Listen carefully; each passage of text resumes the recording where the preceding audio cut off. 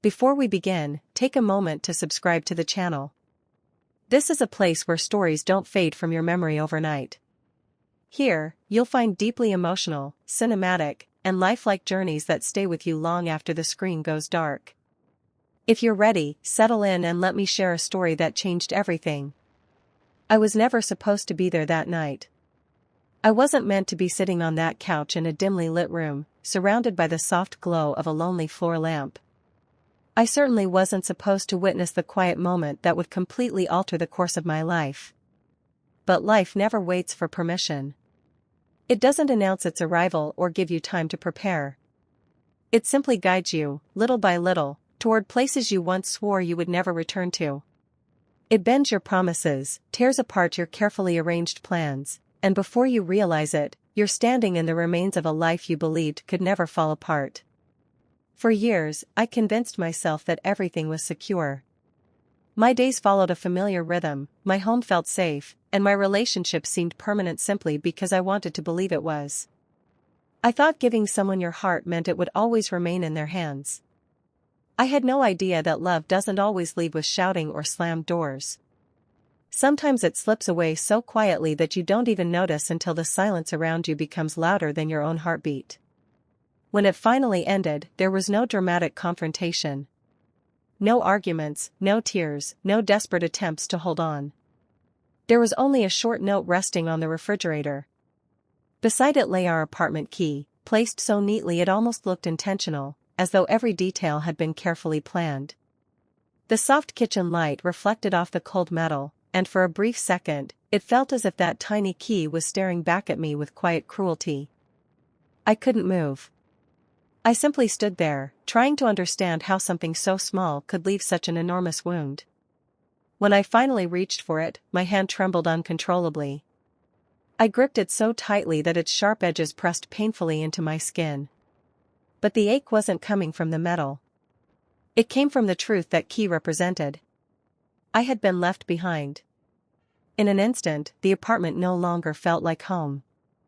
The room seemed strangely empty, the silence unbearably heavy, as if the air itself had slowed down just to make breathing harder. Every familiar sound suddenly felt unfamiliar.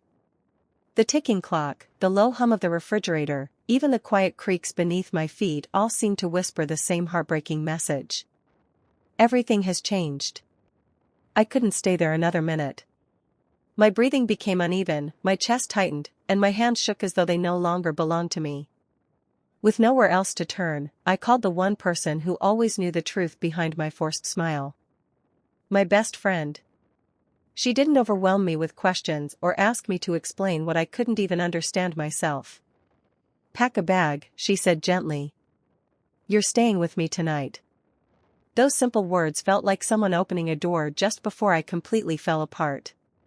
Her apartment stood near the edge of the city, tucked inside a peaceful neighborhood surrounded by tall trees that leaned gently toward the windows like silent guardians. The old building creaked softly whenever the wind passed through, and the air carried the comforting scent of rain, fresh laundry, and something oddly familiar that I couldn't quite place. The moment I stepped inside, I felt a small piece of the weight on my shoulders begin to lift. Golden sunlight poured through the large windows, stretching across the wooden floor as though trying its best to chase away the darkness I had carried with me. She wrapped me in a tight embrace. It wasn't a hug meant to fix the pain.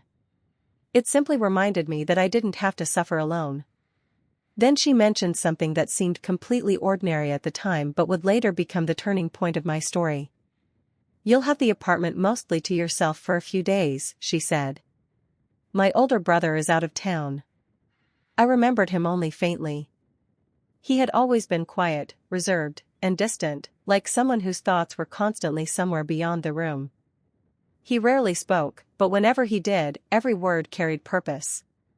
Knowing he wouldn't be around actually brought me relief. I wasn't searching for conversations or company. I wanted silence wide enough to disappear into. The first 2 days slipped by like fading shadows. I wandered through the apartment feeling disconnected from myself. Cups of coffee turned cold before I remembered to take a single sip. Outside the window, the world continued moving as if nothing had happened, but it all felt impossibly far away.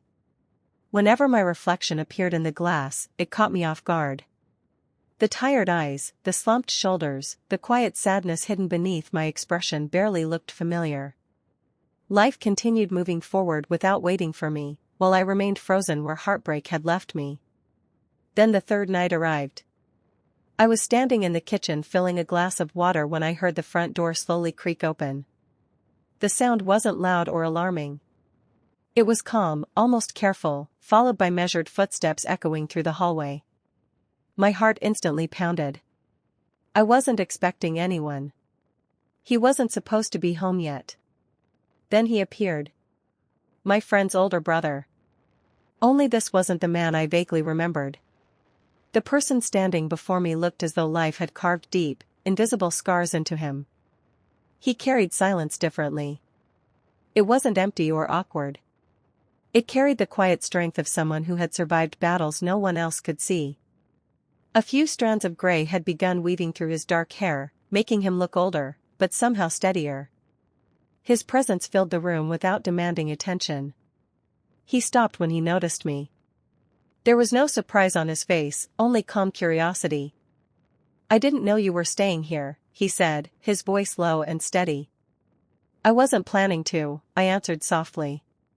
For a brief moment, our eyes met. Nothing dramatic happened. There was no instant attraction or magical connection. Instead, there was recognition.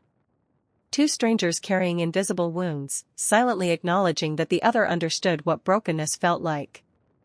He gave a small nod, placed his travel bag near the doorway, and quietly disappeared into the back room. But somehow, the silence he left behind no longer felt the same.